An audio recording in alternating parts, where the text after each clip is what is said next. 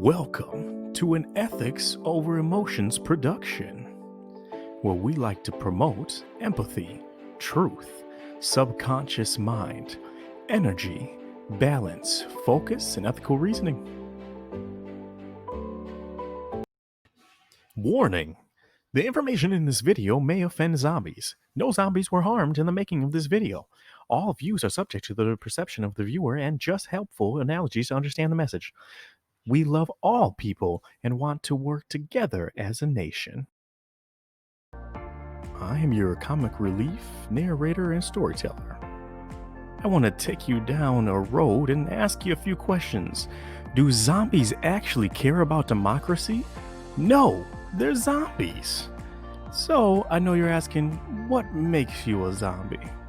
And the first thing I would say is zombies' ideology is completely subjected to their own bubble, meaning they don't understand anything other than the things they watch and they are subjected to.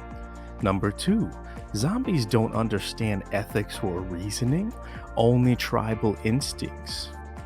And the scary thing is tribal instincts are not real, and you are subjected to what your tribe believes, and that's it. And number 3, zombies have a hunger or craving for conspiracy theories that use no evidence but feed on your emotions. And example A would be what's happening with the election right now. There is one critical thing that I need to tell everyone, and don't take offense to this, but don't be a zombie. You see, zombies are fed preconceived notions, ideas they believe before they've even happened. So if you're told that the election's going to be stolen from you months before there's any proof it could be stolen from you, and then on election day, you claim fraud before 50% of the votes were even in. In one state, you say stop the vote, but in the other, you say keep counting. And the worst part is, you don't realize that's contradictory. All jokes aside, I want everyone to understand that facts do matter and how to not become a zombie. My number 1 step would be no one-sided perceptions. Subjecting yourself to one side of reality is dangerous and guarantees a disconnect from reality. And number 2, which is we have to be aware of the information available and whether or not they are telling us the truth or lying by understanding fallacies. And it's important to understand the different types of fallacies, like mob appeal, slippery slope, and one of my favorites, rhetoric.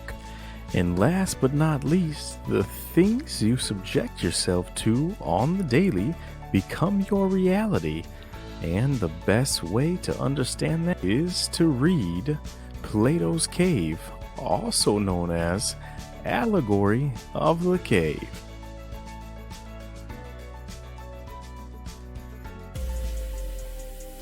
So I made a little poem for the story of Allegory of the Cave. So let me tell you a story I call the allegory. You see, a group of people were strapped to a wall. They were stuck in a cave and couldn't move at all. Everything they knew was just a reflection they saw. Even when they gave names to shadows, they knew nothing at all. Finally, one day, a man got out and could see what the world was about. When he returned, all they did was scream and shout, "Get out! Get out! If you know what the outside world's about." The man was hurt.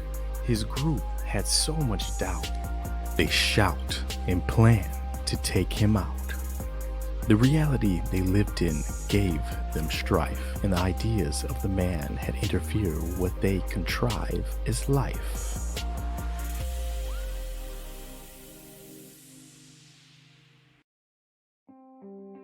The moral of the story is start exploring other ideas other than the shadows you see in the caves, and maybe, just maybe, you'll find the light.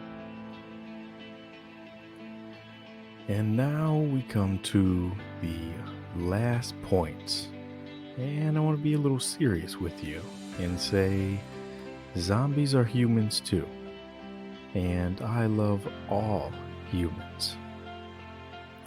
And point number 2 to end with is don't take life too seriously. Politics will always be politics, and you can't let it take over your life or it will harm you physically and mentally. And number 3, violence is never the answer.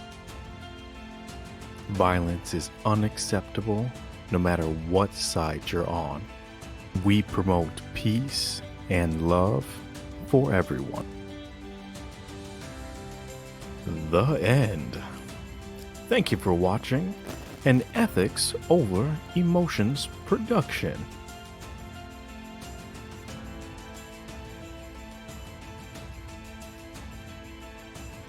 Oh, and I almost forgot. Don't be a zombie.